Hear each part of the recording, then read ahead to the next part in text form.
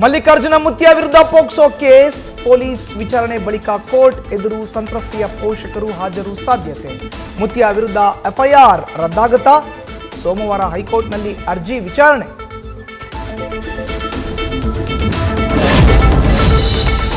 ಬೆಂಗಳೂರಲ್ಲಿ rowdy sheeter Pavan ಹತ್ಯೆ ಮಾಡಿದ್ದ ಕೇಸ್, ಪವನ್ ಕೊಲೆ ಆರೋಪಿ ರಂಜಿತ್ ಮೇಲೆ ನಡೆದ ಫೈರಿಂಗ್.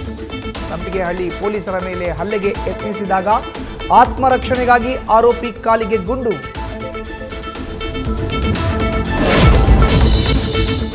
ಮೊದಲ ಬಾರಿ ಗೆದ್ದ ಕಾಂಗ್ರೆಸ್ ಶಾಸಕರಿಗೆ ಈಗ ಭವಿಷ್ಯದ ಚಿಂತೆ.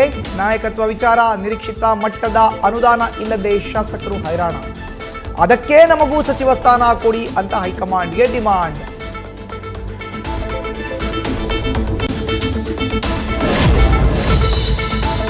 ರಾಜ್ಯದಲ್ಲಿ ಇವತ್ತಿನಿಂದ ದ್ವಿತೀಯ ಪಿಯುಸಿ ಪರೀಕ್ಷೆ ಶುರು. ಮಾರ್ಚ್ 17ರವರೆಗೂ ನಡೆಯಲಿರುವ ಎಕ್ಸಾಮ್ಸ್. ಪ್ರತಿ ಕೇಂದ್ರದಲ್ಲೂ ವೆಬ್ ಕಾಸ್ಟಿಂಗ್ ಕಡ್ಡಾಯ. ಸಿಸಿಟಿವಿ ಕಣ್ಗಾವಲಿನಲ್ಲೇ ಪರೀಕ್ಷೆ.